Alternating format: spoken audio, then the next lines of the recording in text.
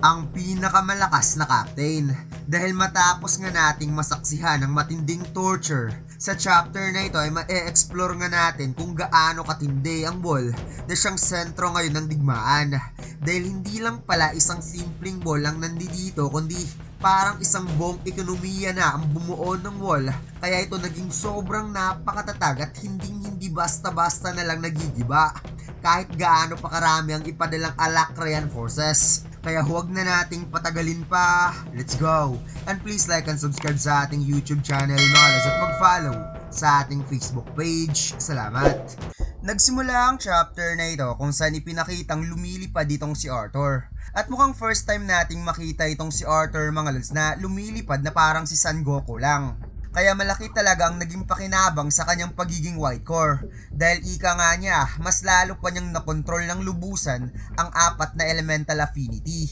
Wika ni Arthur na nakakaramdam talaga siya ng excitement kapag lumilipad. Ngunit napaisip siya na mas ayos sana ang kalagayan ni Lena at ng mga Elven forces kung kasama nila si General Aya. At kung iisipin nga naman natin mga lods, yung ability ni General Aya na isang phantom assassin, sobrang napakabagay talaga sa kagubatan. Habang lumilipad, napaisip rin si Arthur na iba talaga ang view kapag siya ang lumilipad na wala si Sylvie. Ngunit sigurado siya na mag-aalala na naman ito para sa kanya dahil nanaginip na naman siya patungkol sa nakaraan niyang buhay. Kaya i-update na lamang niya ito mamaya. Sa ngayon, kailangan niya munang gawin kung ano ang kinakailangan. May biglang napansin si Arthur sa ibaba, isang matinding laban sa pagitan ng Alacrean forces at Dikatin. And it's turned out na daanan pala ni Arthur ang pinakasentro ng digmaan, which is ang wall. Napaisip ang ating bida habang minamasdan ng laban, na araw-araw daw talagang may nagaganap na laban dito. Dahil gusto talaga ng mga Alacre na sirain ang pinaka-defense line ng Dikatin. Marami na siyang nabasang report patungkol sa pag-atake ng pinakakuta ng wall. Ngunit, ito ang pinakaunang pagkakataon na personal niyang nakita ang mga kaganapan dito. Ngunit habang napastandby itong si Arthur sa ere, may biglang umilaw na fireball attack sa kanyang likuran. Kaya kaagad itong napansin ng ating bida at pasimple lang namang tinapik ang atake gamit ang isang kamay na parang sisiw lang sa kanya ang ataking yon. Nagulat ang Dicatinian soldier sa kanyang nakita na parang dito niya pa na-realize na maling tao pala ang inatake niya. Kaya biglang lumipad itong si Arthur papunta sa tuktok ng wall at naglanding with epic aura forming moment kaya dito pa na-realize ng lahat nang lumilipad sa ere kanina ay si General Arthur Lewin pala. Napasalot ang lahat kay Arthur at sinabi ng leader na humihingi talaga siya ng tawad sa ginawang blunder ng kanyang subordinate kanina. Habang ang soldier na umatake kay Arthur ay nanginginig na sa takot. Wika ng leader na hindi kasi sila nakatanggap ng mensahe na may bibisita pala na Lance kaya ina-assume ng tauhan niya nakakampi ito ng mga kalaban. Habang si Arthur ay napasmile na lamang dahil matagal-tagal na rin daw mula nung tratuhin siya ng ganito. At dagdag pa ng leader na bibigyan niya kaagad ito ng immediate punishment. Ngunit tugon ni Arthur na hindi na kailangan. Pumunta siya dito na hindi nagpapaalam at pinuri pa ng ating bidang soldier dahil mayroon daw itong good eyesight. Ngunit dapat sa susunod, kung makakakita daw ito ng isang unidentified potential threat, ay dapat ipaalam kagad muna ito sa kanyang superior na kaagad namang napa-understood general ang soldier. Pasimpleng tinanong ni Arthur ang leader sa kanyang pangalan at posisyon. Nakaagad naman itong nagpakilala na siya si Captain Alban Carles ng Bulwark Division. Kaya pangiting sinabi ng ating bida, "Now then, Captain Alban Carles, let's talk about strategy." Pagkatapos pumunta ang dalawa sa ibaba sa loob mismo ng katawan ng wall at ipinaliwanag na dito ni Captain Alban na ang kanyang division ay karamihan ay binubuo ng mga manggagawa at panday na responsable for maintenance and construction sa wall.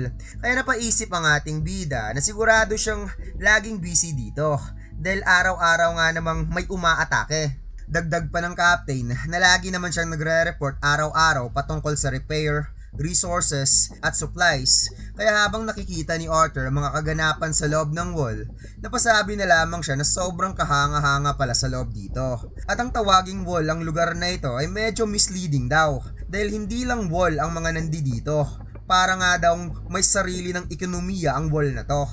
Pagkatapos nagpunta ang dalawa sa pinakaibaba pa ng wall. Kaya humingi nga ng excuses itong si Captain Albant dahil sobrang ingay talaga sa ibaba at sa mga hindi sanay ay ma-overwhelm talaga. Tugon ni Arthur na talagang na-overwhelm siya.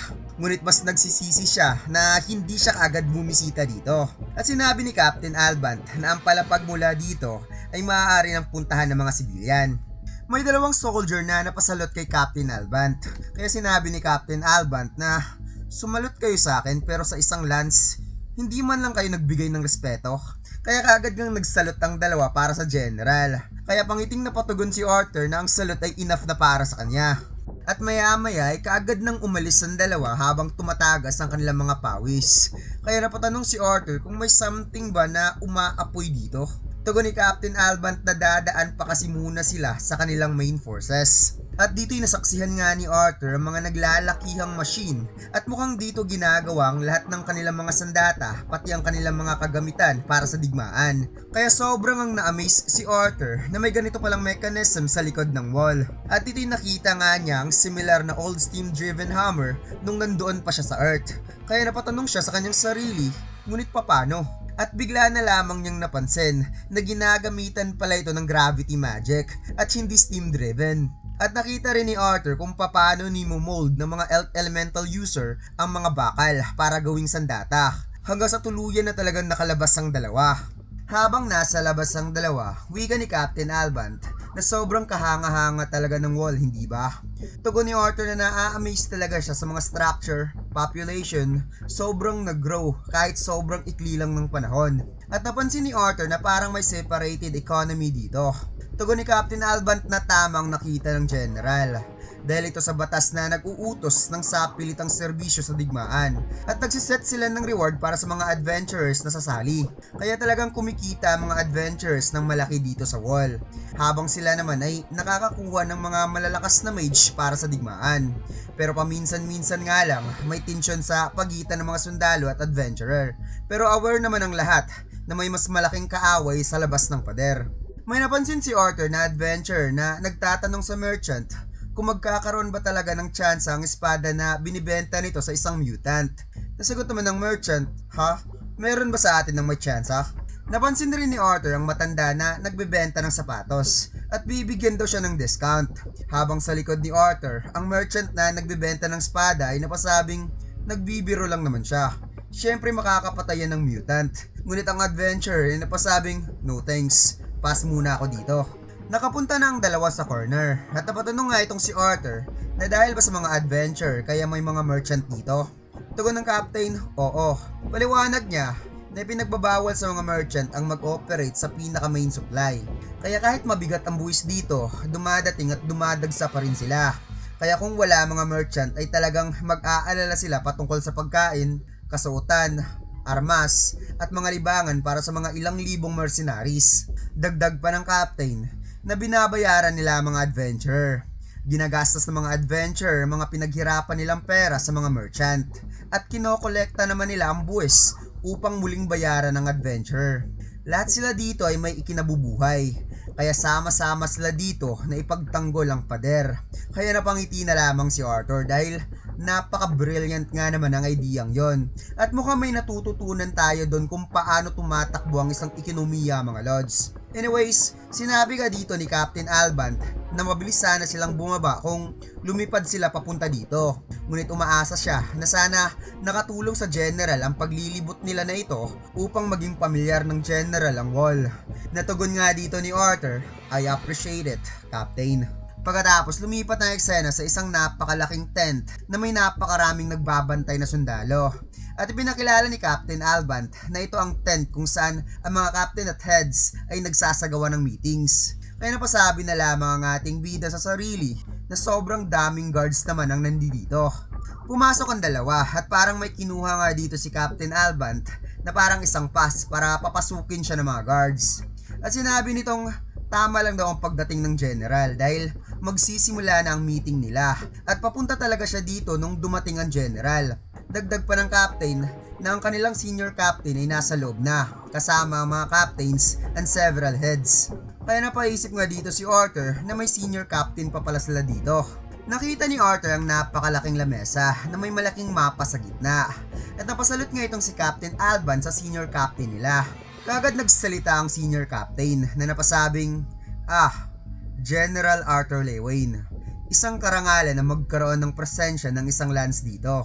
Kaya parang ang nagulat ang lahat, lalo na sa mga heads, na bigla kaagad na patayo at nagsalute kay Arthur, na kaagad namang itinaas ni Arthur ang kanyang kamay upang umupo lang ang lahat. Sinabi ng senior captain na hayaan siyang ipakilala ang kanyang sarili. At siya, si Trojius Flamesworth. And most likely mga lods, siya ang pinakamatandang kapatid ni Jasmine Flamesworth.